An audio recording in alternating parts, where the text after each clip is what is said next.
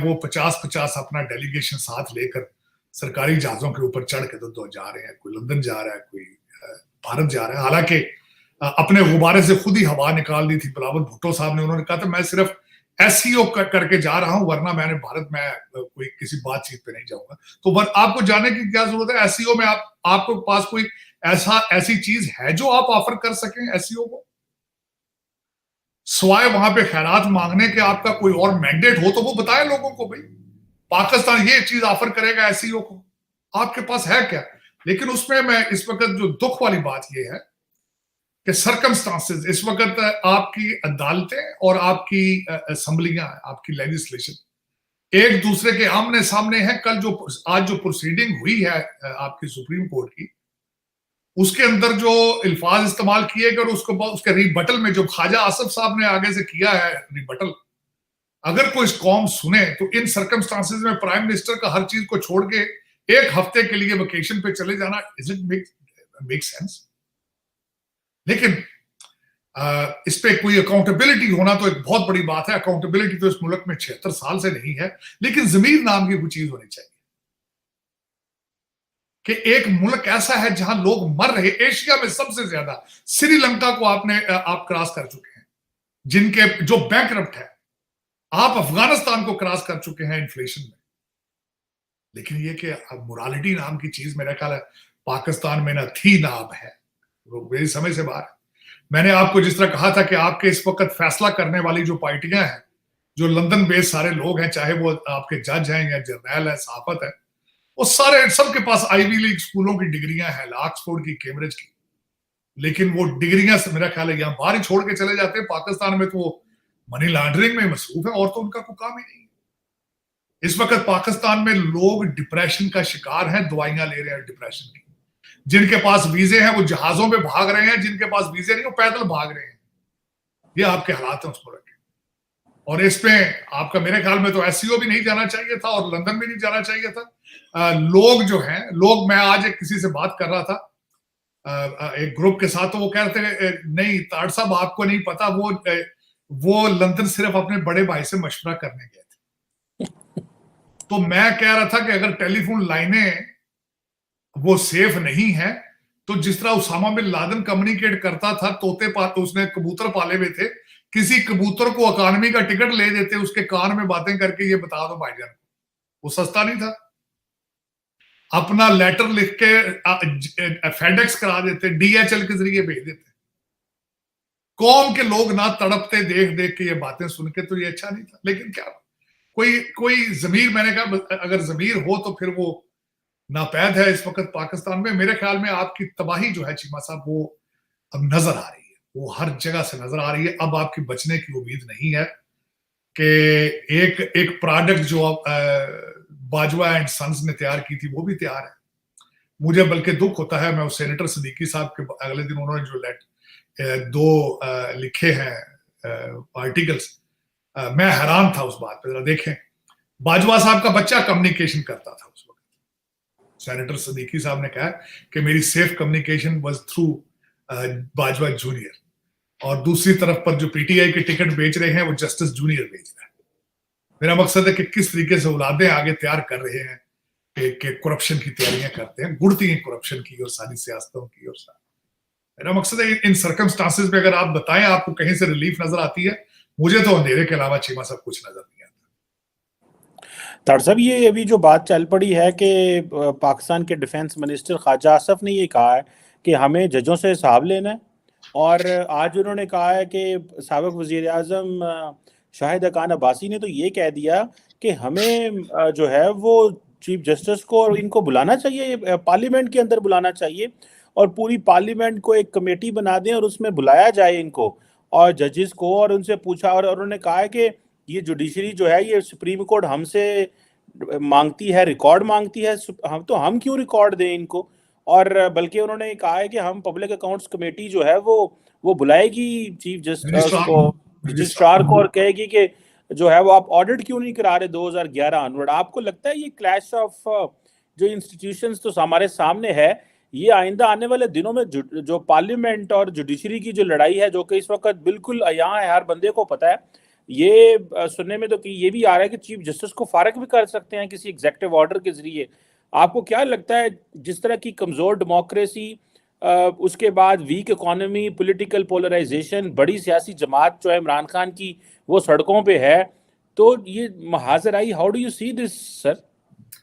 शिमा साहब, आज सुबह उठ के जो मैंने चीजें देखी हैं उसमें हमारे मोहसिन राजा साहब ने कहा है, उन्होंने कहा कि तौहीन अदालत सिर्फ तभी होती है अगर पीटीआई के खिलाफ बात की जाए। और क्या तौहीन अदालत सिर्फ नवाज नून लीग के खिलाफ ही बनाई गई थी? आज उन्होंने ये सवाल किया। प्राइम मिनिस्टर साहब ने अगले दिन हाउस के अंदर कहा था कि 8 मिनट में 8 जमानतें होती रही हैं। उसके बाद ख्वाजा आसिफ साहब ने अपनी एलिगेशंस लगाई हैं, उन्होंने कहा कि आप वजीर आजमों के सर हम नहीं देंगे, आप सर मांगते हैं वजीर आजमों के। फिर उसके बाद कायमा कमेटी ने कहा है हम रजिस्ट्रार के खिलाफ वारंट इशू करेंगे अगर उन्होंने ना हमारी बात सुनी।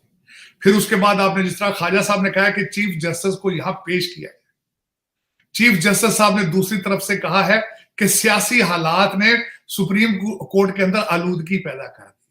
ये खुद की गई है, आपने खुद करते हैं।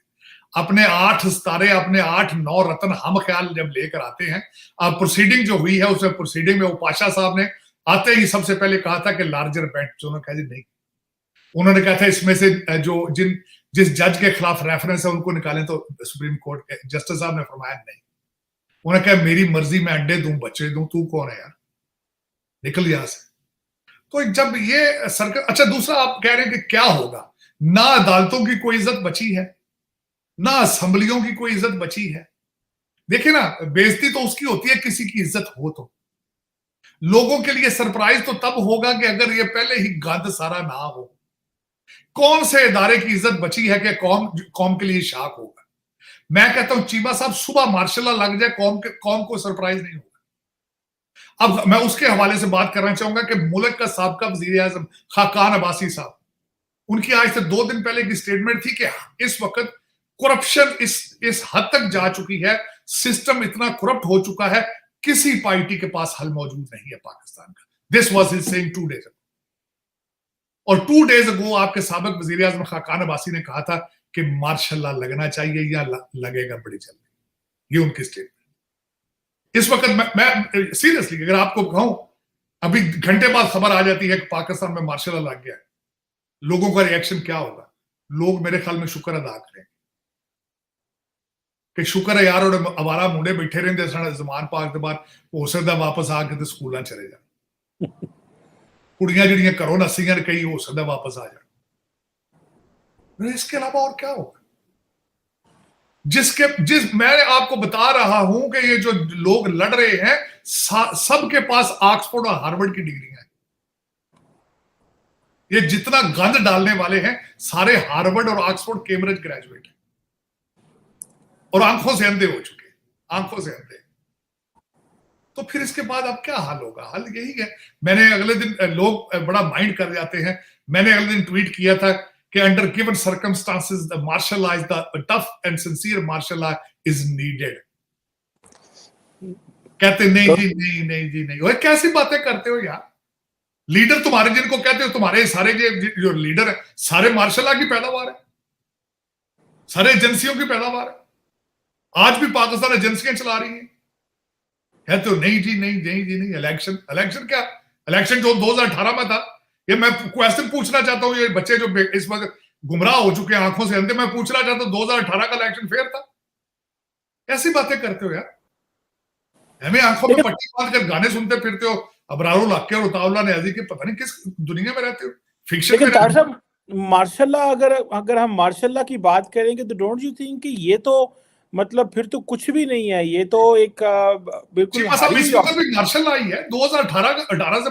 जिस दिन ये बंदा अमीरुल मोमिनीन कंटेनर पे चढ़ा था इस्लामाबाद, वॉशिंगटन डीसी ने उसी दिन कह दिया था साफ पू हो चुका है पाकिस्तान में। उसी दिन यहां पे कहा गया था कि democracy is done, is rapid. ये डील के जरिए आया बंदा, कंटेनर पे चढ़ा है। इसको चढ़ाए कंटेनर पे किसी और ने था, इसको एजेंसियों ने कंटेनर पे चढ़ाया था। उस दिन खत्म हो गई थी जमहूरियत। कौन सी जमहूरियत थी? अब मुझे एक छोटी सी बात बताएं, आज मोहसिन राजा ने, मैं उतना नहीं ज्यादा उनके बारे में जानता, उसने बड़ी खूबसूरत बात कही है। उसने कहा कि चीफ जस्टिस ने कहा था मेरा पैगाम ही नहीं पहुंचा इमरान खान तक, इस पे हद के इज्जत ही नहीं हुई क्योंकि इसको पैगाम ही नहीं पहुंचा। जरा सोचें जरा बात। और दूसरी तरफ एक बंदे को बुला के पनामा से आपने कामा निकाल लिया था। ये कौन सा इंसाफ है? हत्या की इज्जत सिर्फ बनी है नून लीग के लिए बनी, ये लोहे के बने, इनके ऊपर हद के इज्जत ही नहीं जाती। चीमा साहब, इस वक्त सिस्टम खत्म हो चुके हैं आपके मुल्क के अंदर। आप जिसको अदालत कहते हैं वो अदालत नहीं है। अब बेंच बनाया जाता है तो लोग फौरन प्रेडिक्ट कर देते हैं फैसला ये होगा। ये किस किस्म की अदालत है? अदालत है ये सब धोखा, एक फ्रॉड है। अच्छा, मैं मार्शल लॉ की बात कर रहा हूं, आप कहते हैं मार्शल लॉ नहीं होगा। जब एक कौम आप सिर्फ सवाए जूतों और डंडों के काबिल रह चुकी, ये कौम सेल्फ गवर्निंग है? आप मुझे ये बताएं,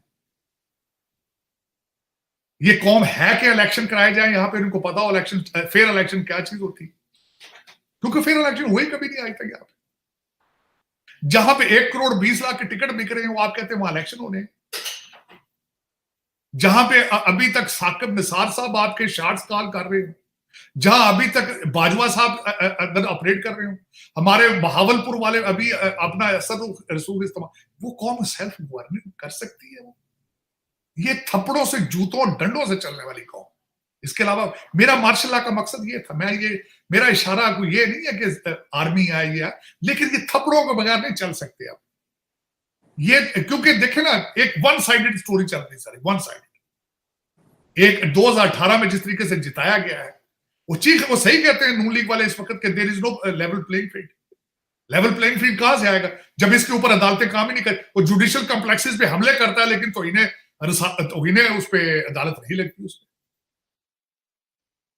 जब जजों के जज की सास फैसले दे रही हो तो फिर वो क्या यार बातें, उस पर मार्शल लॉ नहीं लगना चाहिए तो क्या लगना चाहिए? आप बता दें, कोई चौथा सिस्टम है, कम्युनिज्म, सोशलिज्म, बता दें आप क्या लगना चाहिए पाकिस्तान में, जहां पे अदालतें फेल हो रही हो, असेंबलियां फेल हो चुकी हो, पुलिस फेल हो चुकी हो, वहां क्या लगना चाहिए? जंगारी लगना चाहिए। जंगारी लग चुके आप। जब पूरा सिस्टम ही कैंसर ज़दा है तो आप कहते हैं कीमोथेरेपी भी ना करें आप उसकी। कीमोथेरेपी बड़ी मुश्किल चीज होती है कीमोथेरेपी, लेकिन देखे ना, जहां कैम्ब्रिज और ऑक्सफोर्ड की डिग्रियां फेल हो गई हो, वो क्या लगना चाहिए वहां?